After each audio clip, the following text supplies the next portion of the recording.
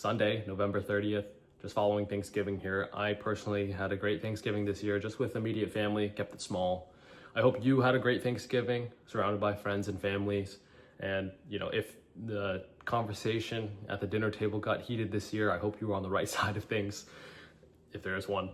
But anyways, this video will be dedicated to drip funds.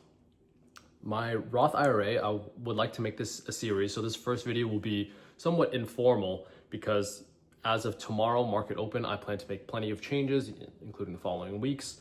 So, in the future videos, I'll have my Excel sheet. You can see the, dividend distributions monthly, quarterly, and annually. And, you can see the weights for the position and whatnot. But I just want to give a quick overview of the portfolio, why I have the certain positions I currently have, where I plan to see 2026. In the previous videos, sorry, a little congested here. But, in previous videos, I talked about my 43% cash position and the sketchiness in 2026. My perspective hasn't really changed, but I do think we're going to rally throughout 2026, and we will start to have to be careful around the end of Q3. So around a similar take that I've had past month or so, but I am more comfortable relinquishing some cash and putting that towards investments. So to go through exhaustive list here, I'll just go through quick. I have 2 option positions. The first one you can ignore, it's just AVXL put. Again, don't copy any of my trades, you will lose money. SLV, this is silver. I've been bullish on silver for a very long time. I've only been posting on this YouTube channel in terms of finance, or maybe the past month or so, but ever since the beginning of the year, I've been buying silver, leap options, and this one is not a leap, it's expiring February 20th. And I'm looking at my laptop, by the way, with all the positions, because it is a pretty long list, and I want to be able to convey this as clearly as possible. I don't want to have options on here anymore. I don't want to have any. I want to turn this into a real drip fund. Of course, I will never turn a blind eye to opportunity. So the capital will be here for, when I want to make something happen. Again, that opportunity has to outweigh the benefit I'm getting between saving time and focusing on my active income, studying, doing whatever else. And it also has to beat the ROI for the appreciation and the dividends received on this portfolio. That's going to be a big ask. So I do have an active portfolio. This one is just my Roth IRA that I'm turning into a drip fund. I also want to document this because I think Roth IRA is important. In my other video, I was talking about tips to build wealth. This is arguably one of the most important, especially if you're younger. It'll help you build a foundation, and it's the ultimate price for delayed gratification, and it will feel good. I just know it. So right now I have about 15% in cash. I would like to dwindle that down to anywhere from 5 to 8%, maybe even lower. But again, this following week, I'll take some new positions, I'll trim some of these out, and we can go through them again. Anyways, back to the silver call. These ones I bought 2 weeks ago, they're up 154%. I sold out half of the position, just under half, to make my certain contracts right now free. Again, if they go to 0, I take no pain. If they keep running, great. So right now I have 7 contracts. I will make, this past my break-even point, so I make about $700 for every dollar silver goes up. The math on that is somewhat arbitrary, but you get the idea. I have gold shares. I have JEPQ. I'll just read the ticker symbols for these. Some of them I'll clarify because they're not so obvious. JEPQ is JP Morgan's ETFs for dividends. Also, any ticker ending in the I, the ETF and then the I, that's a monthly dividend that I'm getting. So I'll clarify as I go down. But MO is Altria Group, cigarettes. I've held that for the past year. Great stock, arguably a better company. MPW is a REIT, Real Estate Investment Trust, for those of you who don't know. I've had this for about 2 years. I am clapped on my shares are down 10%. I don't really mind, but they're down 10%. It's a very small portion of the portfolio, just under 2.3%. We have Procter & Gamble, Papa John's, QQQI. So this is QQQ. They sell covered calls, pay you a dividend every month. SPYI, same deal. VTI, pretty sure that's the same. I'll have to double check. Again, you know, I'm not a professional, I'm only 22. I'm here to learn from you as well. So of course, also leave in the comments, you know, what dividend stocks you're liking or looking at in the meantime. I'll be likely to check them out. Again, I want to really build this portfolio, strong foundation. I really don't want to look at it ever. And I just want to set this reinvestment process going.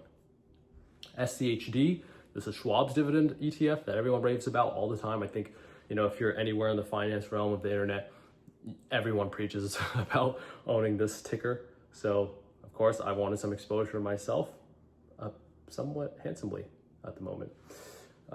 TAP and SG, that's Sweet Greens and Coors. Okay, not great companies. They've been getting beat. The spending for them, the revenue has been going down. However, I thought, and again, these are on a whim companies. So these are both less than 1% of the portfolio. I just wanted some exposure and diversification. I figured that the decreased spending in alcohol for Gen Z had really been priced in already. I guess not, but yeah, so I wanted some exposure there, got some exposure. Sweet Greens, I will probably cut that position out completely. The next video or the next update I give on this portfolio. Again, same deal. I thought it was beaten down too much. I thought there could be recovery in stock price, obviously not soar to the moon, but I felt like it was oversold. Guess how I was wrong on that. Whirlpool, yes, your microwaves, your washer, dryer, and basically appliance in every American household. They are getting murdered by the tariffs. So, you know, their earnings have been struggling. I have a pretty heavy position on this. I'm down 8% on the shares, but I've held it for a while. The appreciation in terms of dividend and the reinvestment have been pretty handsome. I don't know what my net gain or loss is on that, but again, these are long-term positions. When I bought these stocks, I plan to hold it for 10 years. I did break the rule with two stocks, AbbVie and Walmart. They've printed so well for me, paid such a healthy dividend. I've had them for 6 years. Those were the first names I bought outside of Tesla when I first started investing. I had my brokerage open at 15 years old, and then I had my retirement fund. I don't know how this was set up, but I just remember buying those names for this portfolio way back. So Walmart, AbbVie, and Tesla, first three names. I don't know. Okay, so that basically summarizes the portfolio. I will do a formal video. I put this down now. I'll do a formal video on where I plan to take the portfolio. 2026, the IRS has increased the contribution cap for the Roth IRA. So $7,500 now instead of the previous this year $7,000. With that being said, if I were to liquidate every single thing in this portfolio, you know, early next year, if I can get that maxed out, which I think I can, you know, I'm 22 years old, I live with my parents. The expenses that I have are fairly, you know, they're fairly small. It's car, gas, food here and there. Sometimes I help with mortgage, but that's it really. So that stuff. Now we have, where was I going with this? So sorry. Now we have the $7,500 contribution. If I were to liquidate everything and just contribute next year, 2026, I will have a $50,000 Roth IRA portfolio. Awesome. Now that distributed along certain names that I've just listed out, the monthly payers, quarterly payers, I can compound that very easily, and I don't even have to do it. When I say I, it's, you know, me selecting the reinvestment option on Fidelity. So this is just me, you know, screaming towards, it's so important to get this foundation. A couple weeks ago, maybe just last week, I think actually. Yeah, last week I put a video up on the 10 tips to build wealth. This one arguably is the most important, and this one is the one that, of the people I interviewed, had preached about the most. Because, well, when you're young and you have the time, this is how you use it. It's delayed gratification. Yes, you might have to sacrifice some things, $7,500 worth of things to contribute and to max out. It will be well worth it. Again, the money in your Roth IRA, if you don't take any early distributions, not taxed. You paid your taxes already, you contribute, the appreciation, everything, when you take it out and you retire, not taxed. So amazing. I will vouch for this till the day I die, if it's around that long. But that's all for today. I will be posting, and this will be a series, so hopefully every month, maybe every quarter. Again, a lot of the things in the portfolio will be changing. Those positions are going to be updated, and I will, at the very least, post a short. If I take a trade or take an investment on the portfolio, I will post a YouTube short. Do not copy any of my trades. You will lose money. This is just for me to document the importance of compound growth. And I will also do a financial projection for the account relative to the dividends I'm receiving, the weight, all the names, if there's increase or decrease in the dividends.